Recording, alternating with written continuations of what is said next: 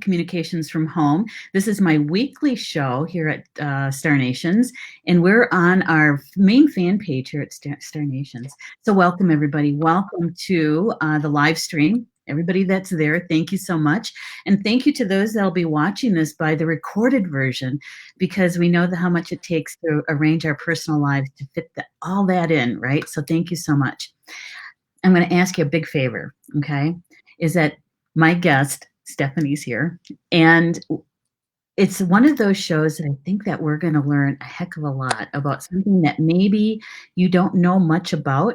And so if you could do me a favor and send it over to someone in your life that likes to learn new things, is interested in Native American culture, in the powwow culture, would you do that for me, please? Because I'm going to send it over to my newsfeed, and that way my friends know, right? So just give me just a second, and I'm just going to do that. And Stephanie, did you already do that?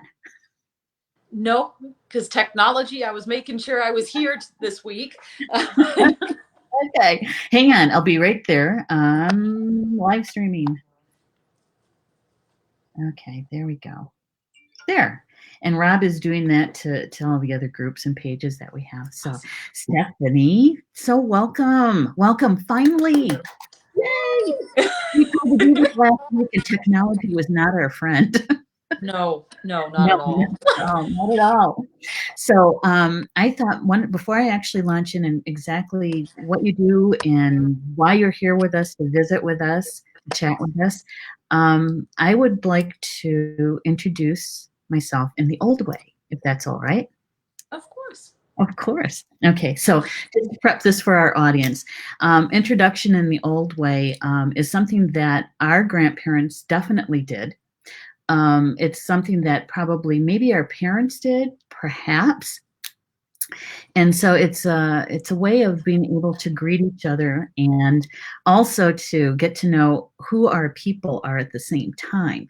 And so in the Potawatomi language, if I would have just met Stephanie, I would have been saying "Ni Jina," and "Ni Jina" means what's going on, what's happening with you, "Ni Jina," and then I would have said "Nishna Beg no Swen, but Neshi Kwa. Nishe Dodam Chigwe. Dewa Jen, Toma, Wisconsin. Nishe Meisho Shkama Ben. Nishe No Kames, Spreading Wing. Nishe Nos Kabemsi Ben. And Nishe No Ye Nan Shawakwe. And so what I basically just introduced myself to Stephanie in Potawatomi, saying that my name is Beneshi Kwa. My dodam, my totem, or my clan is Thunder, and that I live in Toma, Wisconsin. That my Meisho, my grandfather, is Shkama Ben. Shkama was new chief, something like that. It's, clan leader, new clan leader. And that he is no longer here. He walked on. And my father, Kabemsi Ben, also walked on, but his name was meant walk on earth, but it was more like, the footprints of the moccasins make. Mm-hmm. Yeah, like that. Sure. And my grandmother is Spreading Wing. She was Ho-Chunk. Can't pronounce her name. I try and I know that's not right. It's rough. It can be rough. And that my mother is Sherikwa, and her name means bleeding elk. Okay. And so, yeah, and so that's me in the Potawatomi tradition. Mhm. I don't know what language or what nation you come from. I know that it's an Eastern culture because I recognize some of the words that you say. Mhm. So I'll turn So, it over to you. Abdelasi, Meganamawag, Mewayalug, Gahasayat, Jadanasi, Stephanie Hebert, um, Anip now, oh, blew that one. Stephanie Muse, Nogama, Wilalan Aho. Uh, Hello, everyone. I am First Nations Mi'kmaq from Nova Scotia, Canada. My name in my language is Red Cloud at Sundown. My name in English is Stephanie Hebert. My maiden name is Stephanie Muse. I was recently married a few years ago. Um, Nogama is a sacred phrase. It is my way of showing respect as a spiritual being and as a spirit to those who may be watching and to anyone who may be with me. It's an acknowledgement of respect. Welalen is thank you. So thank you for having me. Thank you for hearing me. And aho is just the general closing, the end of the sentence. Oh, yeah, in Potawatomi, that would have been a how. In other words, that kind of means like, okay, We're good. you know. But you will also hear me speak words in Ojibwe. I Oh, was adopted by an Ojibwe family, and I've also been adopted by a Tigwa Pueblo family. And I have not quite gotten the hang of that language yet, so I am learning, and I hope to soon be able to use their language in that way as well. okay. Um, I just needed to ask Rob something. If you could put up the what's that called? The lay something. The lay. He's got the trim work on the screen. Like a Oh my God. frame almost. Yeah, it's like a frame. It's oh sure, it's a menopausal Mormon. He'll know what I'm talking about. He'll know what I'm talking about. So Stephanie, one of the things that thank you. That's it. One of the things that I wanted to ask you about is for our audience sake. One of the things that Stephanie does quite a few things, just like a lot of people does. You know, she's got like a 9 to 5, but she's also one of the co-founders of Social Distance Pow-wow. And some of you may be familiar with it because you see it all over my personal page. And I'm sending requests for invite and stuff like that to some of my friends. Um, and so Stephanie is one of the co-founders of, I'm calling it a movement, the Social Distance Powwow movement. And it was only been what, 6 weeks, Give or take, somewhere in something like there. something like Yeah. that. And so, Stephanie, if you could help us understand, why was it started and what is it? Yeah. So um, that's a really big question, and because it has turned into a movement, but that was not what we thought about when it started. So for Mhm, those who aren't familiar necessarily, a powwow is in the North American Native tradition. It's a celebration in a lot of ways. It's a community gathering. We sing, we dance. There are definitely spiritual or approaching religious moments in powwow. We open in prayer. We mhm, offer honoring songs to families or to individuals, and we have mourning songs. We have so there's a role in that, but in large part, it's a time to see family. It's a time to see friends. It's a time to pass traditions and to really really just enjoy togetherness in its essence. Um, and it's a huge part of native culture to have community and to hug. We're largely a very huggy community, and just that sense of connection. And when this whole social distancing COVID situation hit, it really took a shot at the native community at its core, at that togetherness. mhm, In powwow is it's more than just the social aspect. There's an economic side to it as well. There are vendors there that sell their wares, and that's their job. They are traveling artisans that go from powwow to powwow across the country. Some are small, some are quite large, but it's their livelihood. It's how they keep the roof over their head. Right. And so when we lost powwow, we lost the cultural side, we lost this economic source for our artisans, um, and we really were struggling for a little bit. And so Dan Simons, who's one of the other co-founders, he actually posted a video early on. It would have been the 16th of March. I don't think I will ever forget that date anymore. And he had posted, he created the group Social Distance Pow-wow, and he put up a 20-second video. And basically, because he is a vendor and a dancer, and said, hey, I don't know what this is going to turn into. I don't know really what creator has in store for this, but we're going to give it a try. And so I messaged Dan. I've known Dan for years. So I dance, and I'm also an artisan. I do beadwork and wampum work. And I said, hey, do you need a hand with this? And I was thinking, approve or, watch comments and posts, and then no big deal. And he said, sure, if you've got a minute. And so I got on. There were only 22 people in the group at that point, all that Dan had personally invited. And we also called over Whitney. Whitney Rencounter is our third co-founder, and he also is our MC, and he's a singer. That's where he gets his roots. And we asked him, hey, you can't have a powwow without an MC. So do you mind stepping in and helping? And he was all in, and that was a Monday. By Friday evening, we had 56,000 people. And we had no idea how it was going to work, but we flew by the seat of our pants. Now, 6 weeks on, we are over 173,000 people. And we could not be more grateful for our community support. We have our artisans and vendors who are messaging us that, this exposure and this platform has allowed them to save their businesses, to keep their lights on, and keep the roofs over their heads. And so in addition to even deeper things, like folks that were contemplating suicide, that are no longer contemplating doing so, elders who may be housebound because it's unsafe for them to leave, they're seeing their grandchildren for the first time in months.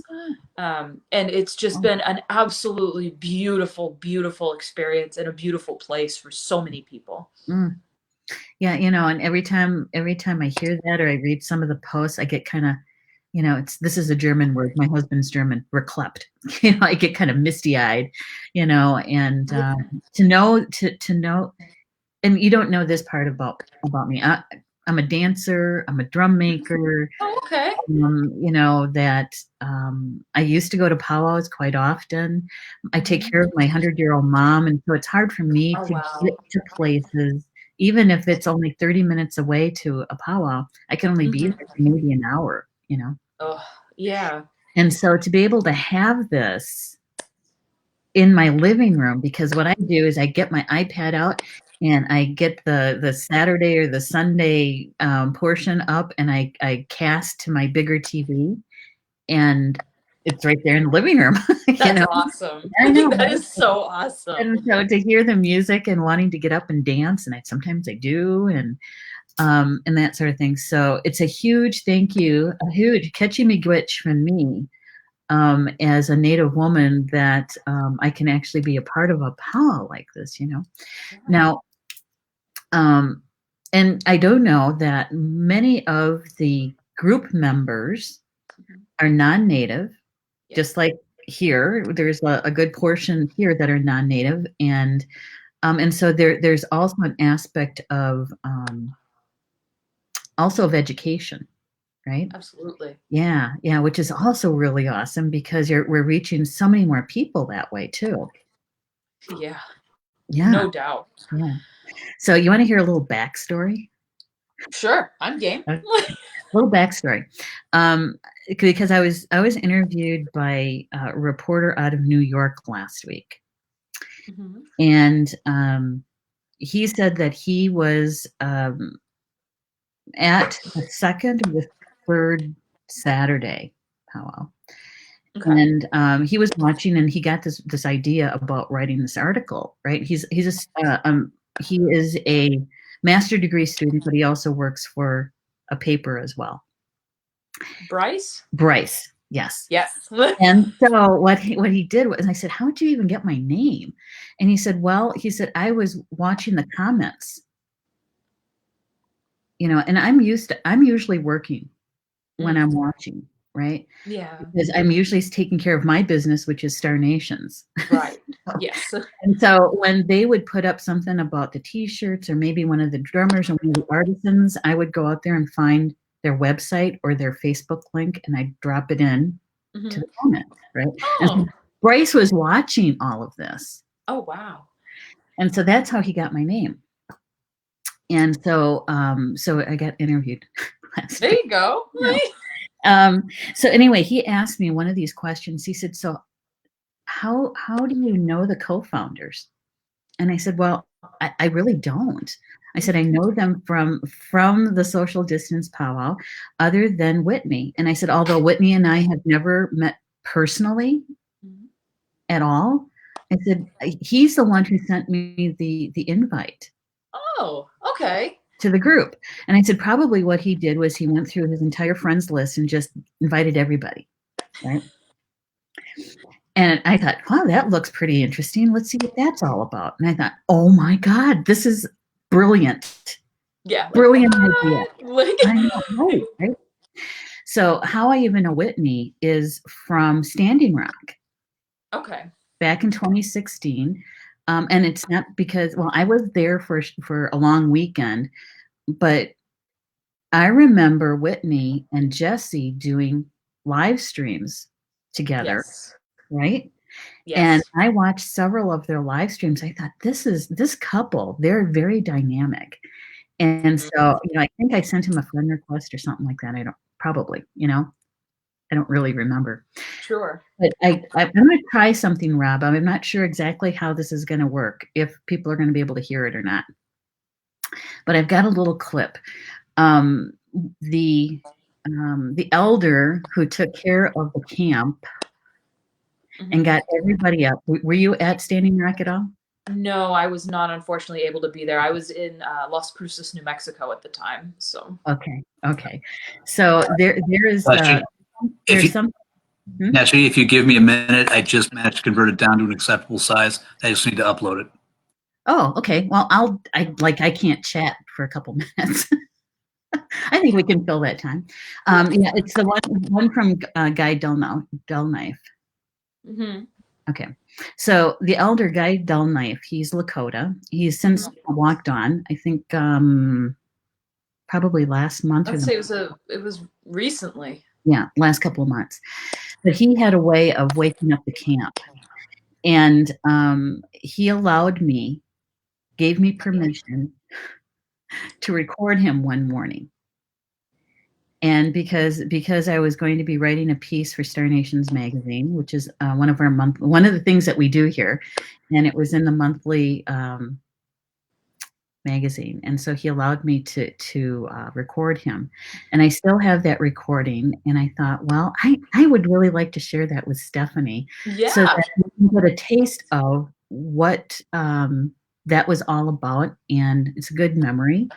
It's a good memory, but it also lays a bit of the foundation of what you just described to our audience about what the essence of the powwow is about: socialization, about people coming together, and that we do have this thread that runs through all of those powwows, and that are the elders, and that the prayers that are said at the beginning, the prayers that are said at the end, and a lot of times there's prayers in between, because maybe somebody is getting a feather, or maybe somebody just named one of their grandchildren and they want to do a giveaway, or there's dedicated songs to somebody.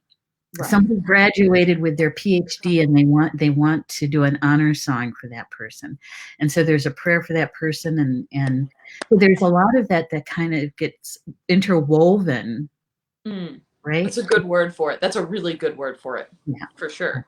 Yeah, and so Rob, are you ready? Still uploading. Hold on, already. All right, here we go. Pineapple! Insulator! Kokalas, Kikapo, Kristen, get up!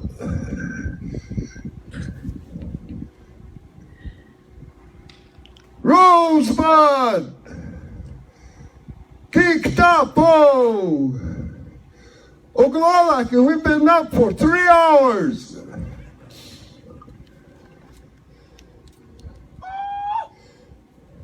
Kiktana, Akish Ashapo. It's going to be a good day.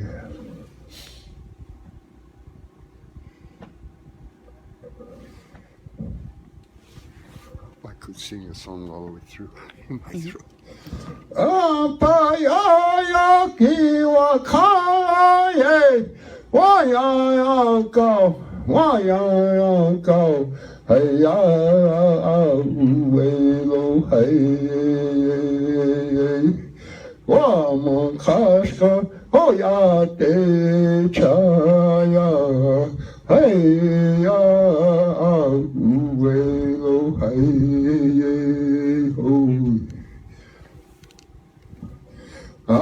Apayayaki wakaye, wayayako, hey ya uwelo hey, wamligeshka oyate chaya, hey ya uwelo hey.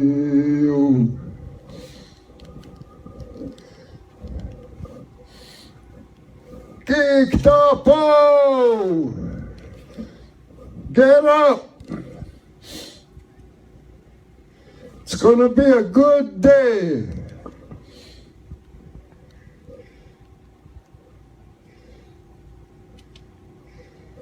Kitalat hatektesh tok hashnelo mitakib.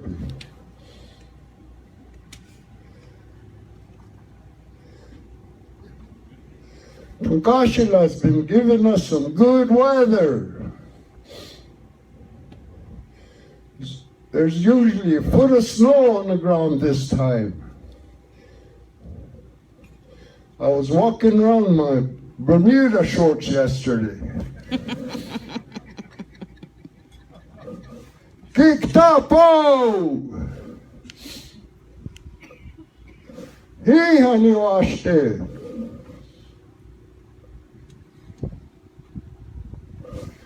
Mene wichone! Mene wichone! Mene wichone!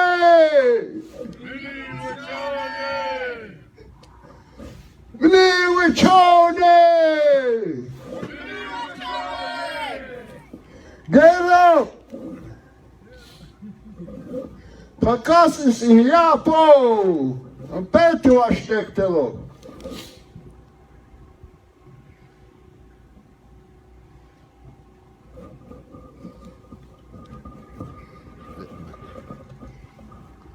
Good. I'll just set it down.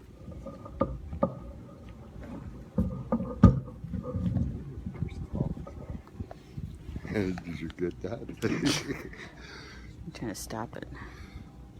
Can't stop. Oh my gosh. Okay, Rob. Oh, that was the uncut version. There you go. Yeah, I was like,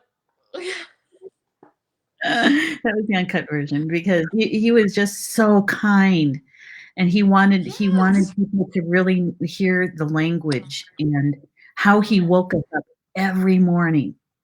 That was at 4:30 in the morning. I haven't the slightest doubt. I have not the slightest doubt. And in 'Cause I order was to get him there at 4:30, that meant that we were up at 3:30, 3:45. Oof. Wow. But still, like, But still, you know, the reason why I wanted to share that with you, Stephanie, because so many times when I'm a part of the audience, the spectators, I get the same feeling that I had at Standing Rock that we're in this together, right? Mhm. It's got that certain spiritual quality to it. Mhm. And you guys certainly have, the three of you, the co-founders, has certainly led the way on that. You've set the pattern down. And so thank you so much for that. Oh, and you're most welcome. And it's something that, we provided that platform, and we're doing a lot of finagling and logistics behind the scenes to help it flow and make it work. But ultimately, at the end of the day, it's the community.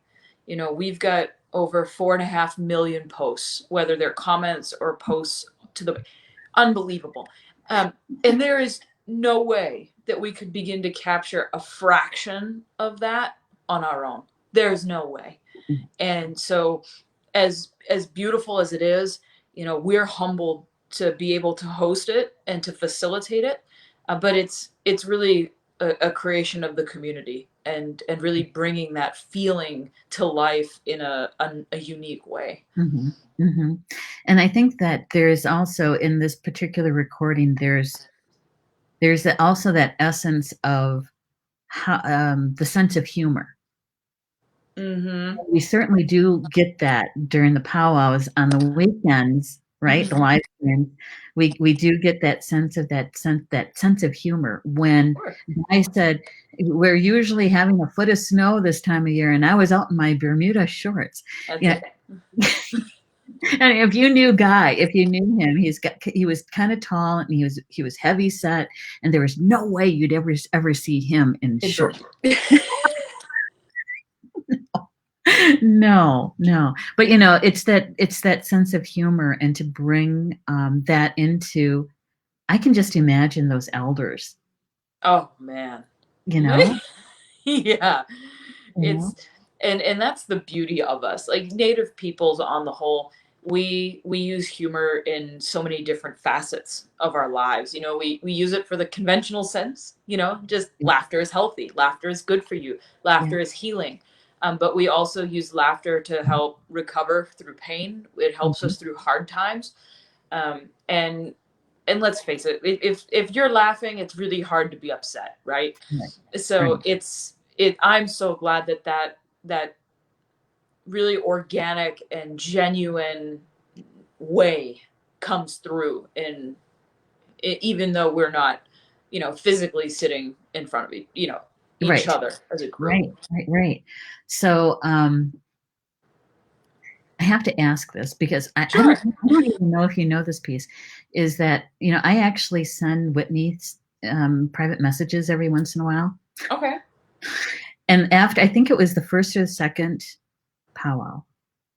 I want to say it was the second one. Anyway, Uh-huh. it was because I know at the very first one or two, you guys were using your cell phones. Yeah, I would demonstrate, You but were it's doing hard. Like if the, this was, yeah, like he would do live sessions like this. If this yeah, was a phone, yeah, yeah, it was a whole experience. yeah. And so I've been doing this live Mhm. stream for the shows and Star Nations, and we have 10 other hosts, not just Oh wow. Mhm. Okay. Yeah. So we're quite busy. We have 12 shows a month, and so, and so as I'm going, oh, Whitney, there's a much better way. So I sent him the link to Be.Live, and I sent him the link to Zoom, and I said, these are just two. There's another one that's called Ecamm, and I said, Yeah. test them out, see which one fits you guys. And so when I saw him using Be.Live, right, it was like, yeah, now we just got to get the video in there. And Yeah. you guys did such a Yeah. good job on that. It's a Thank lot of you. technical stuff to it's like driving a stick shift car to get it all work. So you With guys two did shifting levers. yes. Exactly. Exactly. So, all that behind the scenes stuff, to bring something that huge, that energy, because it's got a huge energy feel to it. I don't know, audience, have you ever seen the powwow live stream? I have it on my page on the weekends for sure. And so let me know. Let me know if you guys have, number one, watched it, and see our audience we're a spiritual community. Mhm. And we cover everything from Christianity to Dream Drum to Wicca, Okay. everything in between. Sure. And so, and really supportive of each other, right? And so, they understand that the spirituality piece, and they also get that energy field that the three of you are holding for all of us, literally. Yeah. It's a lot. And we're three very humble people. We're normal, average people. This was a gift that we pray on regularly. It's we're all three of us are traditional to our old ways. Mhm. But I wake up every morning. I smudge. I pray. We make sure that we do things in the best way that we can, because we know that this is much bigger than what just three of us can do, and that we look for guidance and we look for that help to Mhm. make sure that we keep doing things in a good way. You'll hear Native people use that phrase a lot, in a good way. And Mhm. it my husband, bless his heart, my husband is Cajun, from South Louisiana, Okay. and I'm really his first exposure to Native life in an Yeah. in-depth way. And he finally asked me one day, he goes, Stephanie, what is a good way? And I stopped, and I was like, that's a really good question. And it's an intent, it's an energy, it's a feeling. When you approach someone in a good way, it's not hostile, it's not judging, it's very open and it's very sincere. And Mhm. so, and like I told him, it's something that you learn to know and to Mhm. recognize. Mhm. And I'm just honestly humbled to be able to work with two individuals who go about their lives in a good way. Yeah, it's a lifestyle. It's not just Absolutely. words. It's just not No. words. Yeah, yeah. My mom and then my dad. He was Yaqui. My dad was Okay. Yaqui. You're coming from your heart, and when you come Mhm. from your heart, you're coming from your soul. And so it's not something you can fake, because as No. soon as you start doing that, man, people can feel it, even though they might not say anything. They can feel it. Sure. Yeah, Oh yeah, yeah. No yeah, doubt. yeah. So, Wow. yeah. Rob, could you bring up Cindy's comment, please? Yeah. Cindy Ferris. She says, wow, I just got incredible thing happened during Guy's thing. My Mhm. body started to shake, and then my breathing was so erratic. It came to where I was making sounds coming out of me through my teeth. I believe an ancestor came through me and was awakened. Well, see, Wow. Cindy just recently found out that she has ancestry to the Ojibwa, to the Oh, Anishinaabe, okay. to Okay. the Anishinaabe. And so she was asking me about it. And Cindy, you're probably spot on about that. It's a part of you, because we carry them in our blood and our bones. Hmm. And so, to be able to hear, now he was speaking Lakota. And so, just hearing an ancient language like that sometimes can bring up those kind of emotions and those kind of connections. So, thank you for Absolutely. sharing that. Thank you for sharing. And actually, Stephanie, I get that quite often. I don't, maybe you do too, about um, individuals. Either they know that they're Native American, but they didn't grow up with the people, or maybe they just found out that they're Native American and they don't even know, how do I get connected, that kind of thing. Have Sure. you So ever experienced that? yeah. So I was not aware of being Native until I was 12 years old, Okay. somewhere in there. So Yeah. I'm an urban Indian. I grew up just outside of Boston, Massachusetts. My family is from what's called the Down East provinces, so Nova Scotia, New Brunswick. It's the east coast side of Canada. Uh, and I mean, I always knew my family was from there, and I remember stories from my grandfather. So my father's father. I'm Native on both sides, but primarily through my dad. And I remember listening to my grandfather talk about his mother, and his mother, in her age, she moved in with my father and his parents when he was growing up, And they used to say that that she was into hoodoo, and that she had a crystal ball, and this sort of thing. She was just weird. Um, and that just being the term of the time. We're talking, my dad was born in the late 50s. Okay. So, and so my grandmother, so my dad's mother, would not speak of it. No. When they grew, so she is first generation. She moved here to the United States when she was 14 with her sister, who was younger than she was. And she will never eat pizza again because it was the only thing she could afford as a girl. So she to this day will not eat pizza.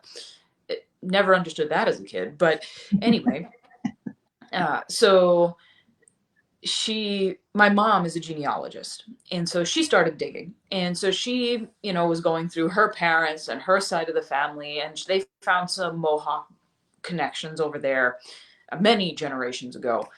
And she started working on my dad's side just as a point of curiosity. So she found out rather quickly that there are some very prominent native lines through my father, through his mother and his father. And my grandfather's mother was born on the reservation. She is Mi'kmaq. That hoodoo and weird was her tradition. And they just didn't understand. And so my grandfather thought this was cool. He was all okay about it.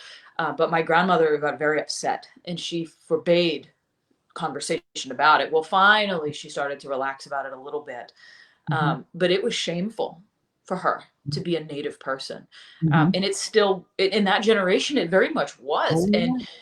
And so I didn't know until I was in my freshman year of high school. And so I was thankful to be adopted by a Pawnee woman shortly thereafter. A friend, it was one of those things where it worked out.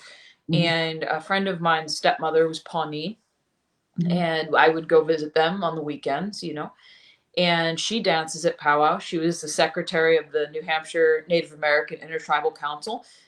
Very active woman, very powerful, strong woman. And I'll never forget this. She said, "Steph, do you want to go to powwow?" Sure. I thought nothing of it. I thought I was going to go and, watch and, be polite like you do at that age. And I found myself in a traditional buckskin dress, dragged out into circle. And I'm a pretty bold person. Not many things really put me down or shy. I don't shy away from much. But I knew that day, this was it. This was right. This was where I needed to be. And I've never put it down since. And that was 2006, 7, somewhere in there. And I've been dancing and beating and very connected to my roots ever since. Wow. Good for you. Holy smokes. Now that's quite a story. I've been dancing since I was 5. Oh, okay. That's Professionally awesome. dancing. Professionally dancing since I was 5. There was a little place called Indian Village. Oh, I was one of those kids. I was one of those little cute little Indian girls that they'd take pictures of all the time. Yeah. Yeah. I grew up in a tourist town. Oh, okay. Yeah, and so my mom is pretty traditional, and so that's the home I grew up in, and my grandfather was her dad. My Misho, he was a speaker of 2 different drums for the big drum, the dream drum, and and so it's some things that I would take for granted because that was just life, Right. and then you fast forward into your adulthood and realizing that, oh man, they were really trying to teach me something. I do know, because I've often, at 12 years old, 13 years old, my mom will tell you, and anyone that knows me will tell you that I'm an extremely intense person. When I do something, my entire heart goes, I'm head first off the deep end. Here we go. And so I remember a lot of those, my younger times, getting involved in things and being like, oh, that's cool, like, in very odd superficial way that just necessarily isn't me. But looking back on it now, it's like those were some of those founding lessons that I learned and that I still carry, you know? Yeah. Yeah. And it all, this is what I truly believe, Stephanie, is that everything that we experience in our entire life is all about supporting what we're here to do, Mm-hmm. our soul contract, right? Everything. So I used to dance at Stand Rock Indian Ceremonial when I was a kid, and I would get in the spotlight on the contest dance. Yeah. You know, I was a competition dancer when we'd go to the powwows. Oh, okay.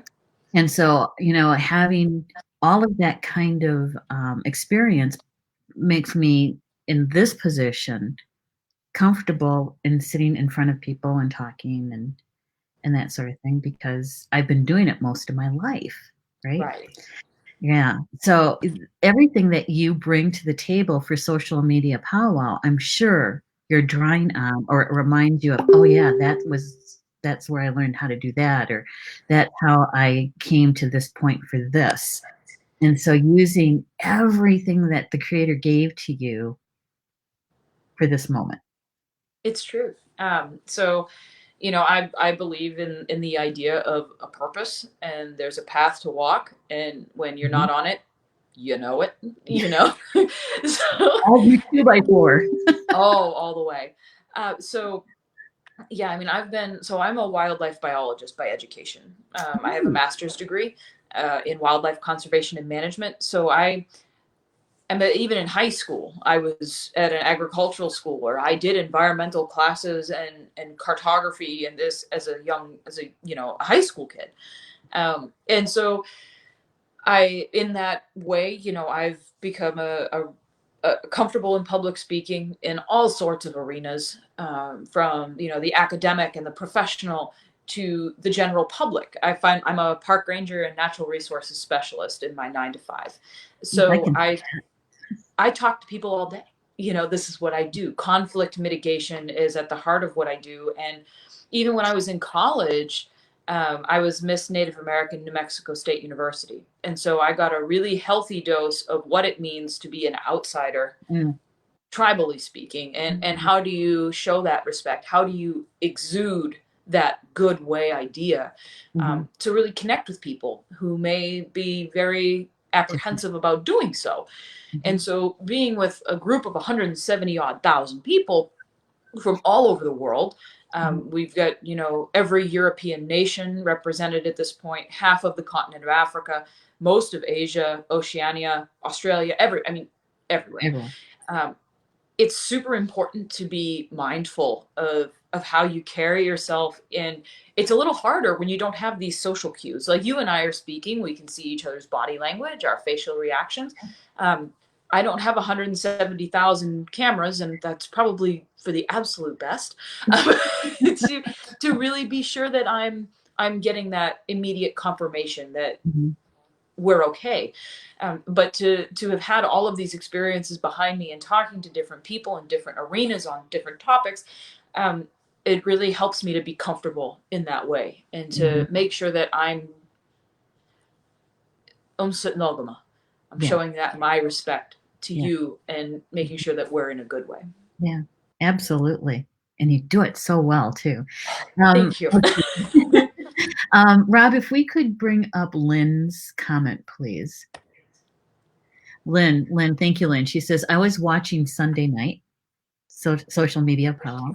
Loved the two young men singing. Yeah, those specials that you're doing. And yeah, and so thank you, Lynn, for sharing that. Thank you. Well, Alan, thank you. Yeah, because Lynn is actually from northeastern part of the United States. I think Massachusetts, right, Lynn? I think that's what she said. And so, it's kind of nice that you guys are also, I think this is also brilliant, is taking regionally, nations here on Turtle Island, regionally, and showcasing the similarities and the differences within the tribal nations here in Turtle Island, United States, North America. And so that is really, really smart because That way you're also myth busting Hollywood. Oh, and a classic example of this. So my mom, I'm the only person in my family who's connected to my culture. Mhm. They've made their own decisions, and and that's totally fine. They accept that I've made the decisions I've made. But and she comes to powwow. She's engaging in the community, but she's in New England. She's never been to a powwow outside of the Northeast or Southern Canada. And so the social distance powwow is bringing in your traditional Alaskan dancers, your Yes. coastal Salish dancers, your Northern Plains dancers, Mhm. and these are dances she's never seen before. And she's like, Stephanie, I had no idea. Or even jingle dancers. So I'm a jingle dancer. I dance many styles, but that's primarily what I dance. Mhm. And there's, 1,001 ways to do the same thing. Right. But I mean, my eyes, I'm used to seeing it, and my mom has messaged me a few times to say, "Wow, I've never seen it done that way." And it's like, yeah, I suppose if you've never, you know what I mean? Like I've been privileged and blessed to be able to travel to nearly every state in the union and many Canadian provinces to dance. And so I am used to seeing it. And like you were speaking to earlier, those things that you just take for granted Mhm. sort of because you're used to seeing it, you know? Mhm. That's right. Absolutely. And I just want to impress on our audience here that the social distance powwow really came about um, because of the safe in place, the SIP. I don't even Yeah, know it's what the it's called. shelter in place. Shelter in Yeah. place thing, okay. So as you know, lots of things got canceled, right? And the powwow trail is what it's called, also got canceled, which means that there are many, many dancers, many, many drummers, many, many vendors that this is their career. This is their livelihood, right? That and Hmm. most some of you couldn't go to work either. And so they couldn't work either. And so this was in response to that in such a way that we could still gather. Now, the thing is that which was also smart. You guys started an ad hoc group Sure. um, for the vendors, for the Hmm. vendors and the artisans, right? Yes. And so I want my audience to know that if you go there and you go shopping, you are literally shopping with native artisans. They're Yes. they're not somebody from another continent saying that they're doing native-esque or native-like, okay? Hmm. That they truly are Native Americans, artisans who are providing you the opportunity, to see their work, because otherwise, half the time you wouldn't see them in this way, Right. right? Yeah, and that's a big. So this it's called the Social Distance Powwow Marketplace.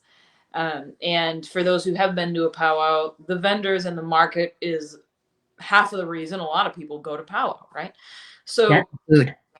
and food, absolutely, no shame there. But and so we, as I guess Dan is an artisan. He's a wampum artisan. I'm actually wearing one of his pieces right now. Um, and I'm an artist and I do beadwork, I do regalia and other things. Uh, we really needed to make sure that we did that correctly. And it's not that we have anything against our Russian or other continent folks who like to do very similar art or they like to emulate the art that we do. Mhm. But at this point, we're working and doing our best to support those Native families that are in need at this time. And so every artisan that you see post has their tribe posted with them, so you know exactly who they are, where they're from. And many of these artisans and artists are more than happy to talk to you about their creative process and sort of how they got to where they are. Mhm. We're a very open people, and I encourage you to learn more. If you're curious, ask. There's no harm in asking. Mhm. Absolutely. Although I would like to put like a little caveat in here, Hmm. little one. Is the videos that you see of the dancers and the drummers, um, sharing them all over the place may not be best thing because some of their regalia, if not almost all of them, have a certain significance to them. If you were at a powwow in person Mm-hmm. and you had your camera out and you're snapping pictures, Mm-hmm. chances are somebody might come up to you and ask you to stop, or at least get their permission if you're going to use their picture for something, right? Sure. So I haven't really seen a whole lot of that. I only saw maybe one or two posts about people giving you have my permission to share as Mm-hmm. in their posts. Can you address that a little bit? Because I know Sure. that a lot of people in our community are wondering about that. Yeah. So at least in the ways that I was brought up and in the powwows that I go to, and I say that in no disrespect. I say that just in essence of honesty. That if a dancer is in circle, if a dancer is not dancing for a specific healing purpose, those honor songs and these sorts of things, they are understood and they are understanding of folks taking photos. We are in a public setting, and when we're in circle, that is, we understand that it's a visible place. A lot of times, the issues with photos come up during our honor songs. So our equivalent to the national anthem, it's called a flag song. Any of our veteran songs, or typically an MC will tell you when you shouldn't be taking photos. And the other time, and I take this. This is something that I also do when I'm outside of circle and when dancers are outside. Um, it's generally poor practice to take photos. A lot of times they'll try to take pictures when you're not looking or when they think you're not paying attention. Uh, and that is very disrespectful in the ways that I was brought up and taught. And so I have been known to tell people, I'm sorry, but please delete that photo. Because this is time for me to be me. I'm often interacting with my family. As a jingle dancer, it's a healing dance. So I'm interacting with families who may be hurting, and I don't ever want to expose them in that way. So the videos and the things that are being shown on the social distance powwow, it's understood that they're in public forum. So we have, as of yet, it has not been brought to our attention that folks are upset about videos being shared. We understand that it is a very public place. And I know that our videos have been shared to other groups and back and forth. And so, I, as a co-founder, I can say, generally speaking, folks are understanding. If you see a video or a dancer that really speaks to you, go ahead and share that video. If you have questions for them, message that dancer. And if you do have a specific concern and there's a video that you wish to share in a bigger way, and if there's any question, message those dancers, message those drummers and those singers, Yeah. and you can always ask. Like I said, we don't bite. We're not mean people. We may have some great stoic faces, but we are not mean people. But listen, if there's a question, go ahead and just ask and just reach out. Well, good. Thank you for clearing that up. And Rob, Absolutely. we also have Jocelyn who's asking if we can post the social distancing web group and also the market too. So if you could grab those links and put them in the comments, I'd appreciate that. Yeah. Now, and we're going to go over a few minutes. Okay? Where are those links? If you go to Social Distancing Powwow group and just grab that link from there, and then within the group, you'll see some breakouts in there, like they'll have the market listed at the group. He'll find it. He's good at this. All right. I have full faith. Yeah, we're going to go over just a little bit because I want to cover this last piece with you. Sure. And so I wanted to talk a little bit about the veterans because Paul and I, we're sponsoring a hand drum special in regard to the veterans. On behalf of my dad, for one, And I come from a military family, and so just about everybody in my family has been in or was married to or kids are in or Yeah. you know. And so and it was actually my husband's idea and he got it from your mom because your mom did the sponsoring, right? Yes, she did a storyteller special. Yeah. And so Paul and I are sponsoring a hand drum special, and I think that's coming up like on Thursday, Friday, or they're going to be posting, right? Yes, so we will be posting up and launching that poster today, probably right about as we get offline. And so we are inviting, and so for those who aren't familiar with what a special is, it's a moment where an individual, a group, a family, and sometimes it's anonymous. We've had anonymous specials. They request a particular style or a particular category or age or this sort of thing to honor someone else or to bring attention and recognition to another person or group of people. So in your case, you've asked for a special to honor our veterans via hand drum. So we will be reaching out to all of our hand drummers to submit a song in honor of our veterans. And so we have adopted the use of hashtags to help aggregate these videos. And so we will be opening up the that contest on Thursday morning, and it will be closing on Friday. And we at Social Distance Pow-wow like the idea of bringing people on live when we can. So the finalists, by popular vote, so by likes and loves and these sorts of things, will be brought on live on Saturday to perform live for everyone. And then it will go to public poll. And the poll it's sort of like on American Idol or those sorts of things. You get your options and you pick your favorite. Right. And you have graciously offered some rather substantial prizes for those top 3 hand drummers who have offered their time and their energy to our veterans and to bring respect and recognition to them. So we are very excited that you were able to do that. And Wilal and Shimigwech, thank you for doing that.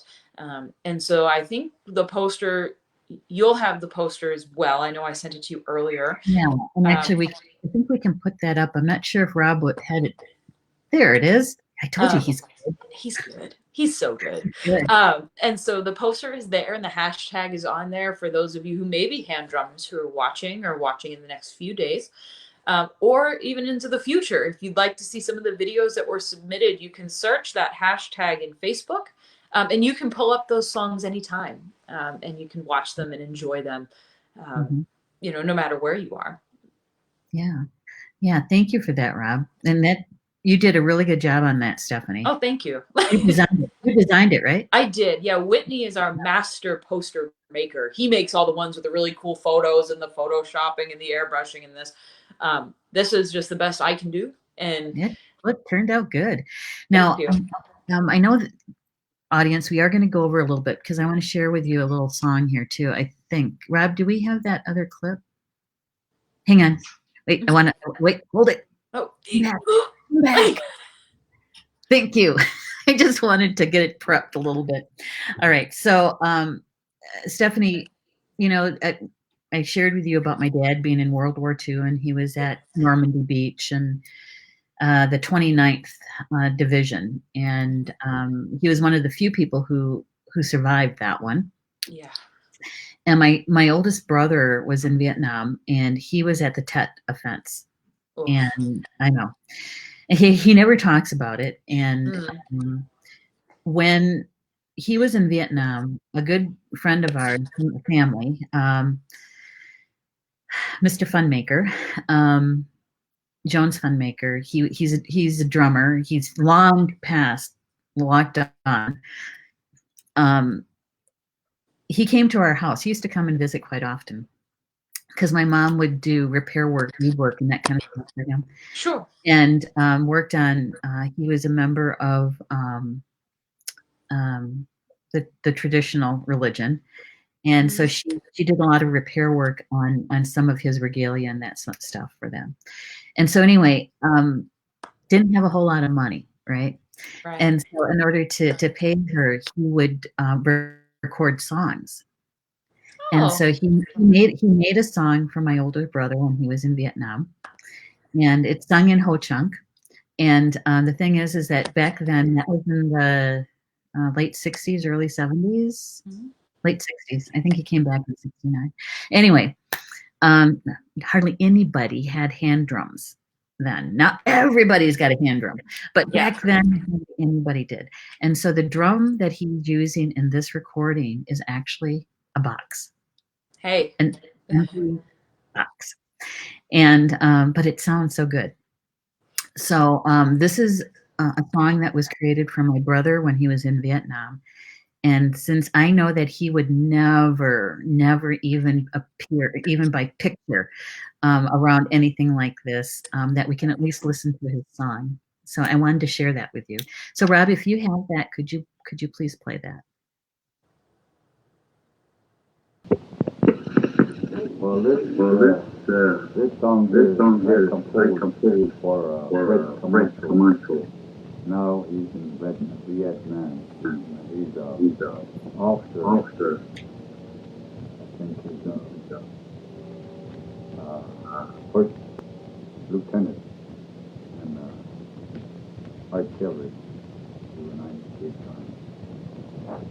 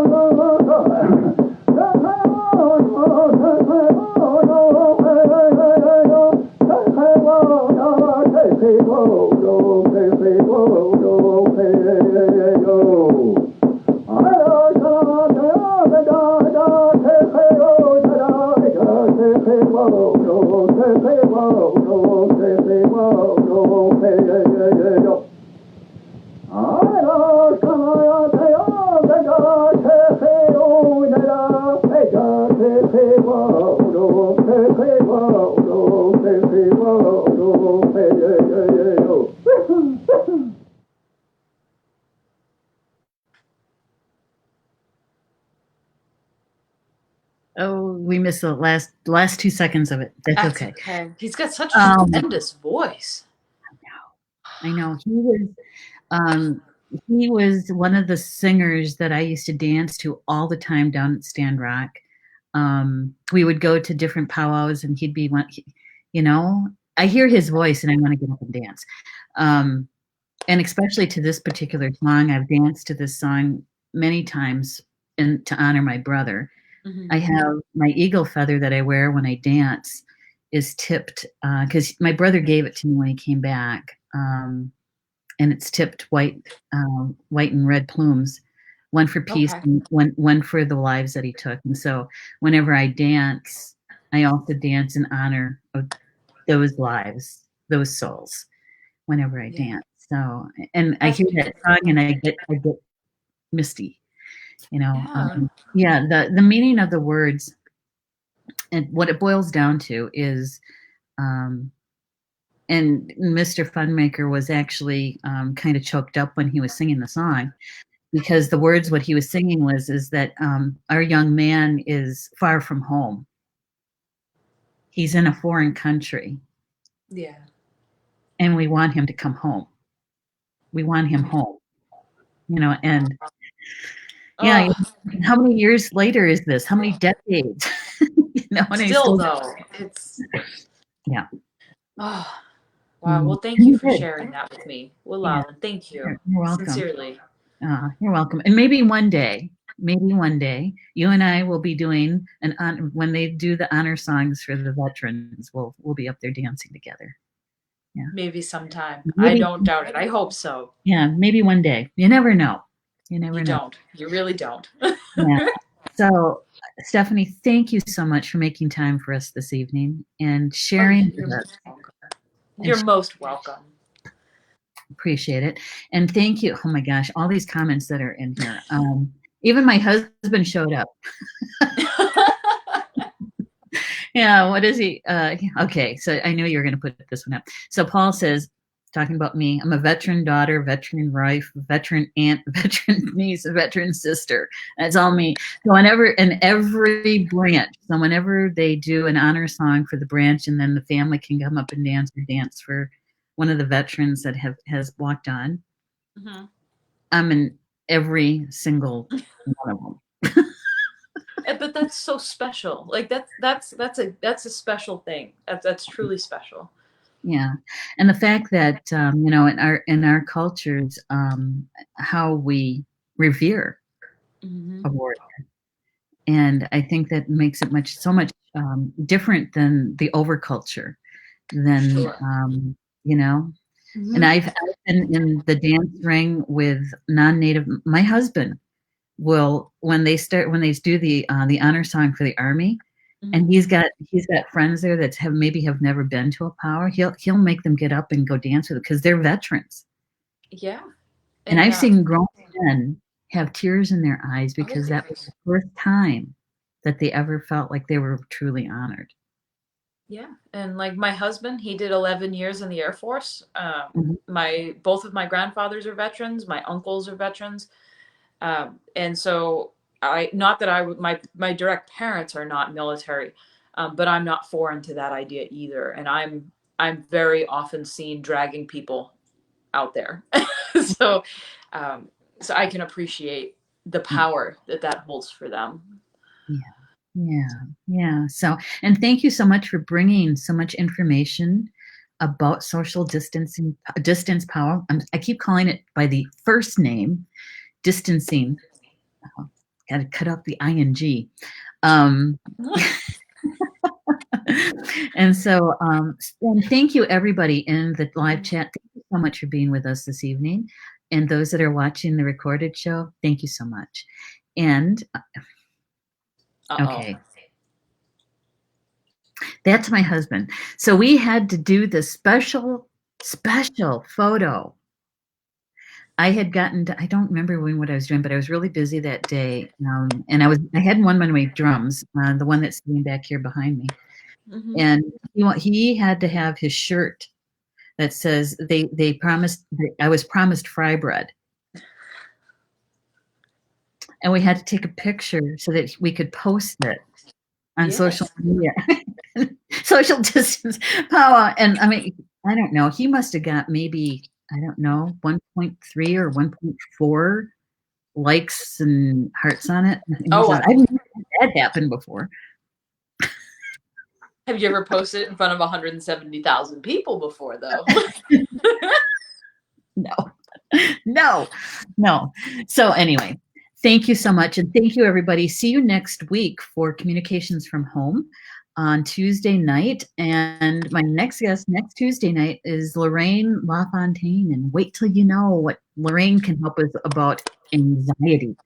That's where we're going next week. All right. So thank you again, Stephanie. Bama Thank you for Mina. having me. Take care. You too. Bama Mina, everyone. That means in Potawatomi until we see each other again. Love you guys. Good night.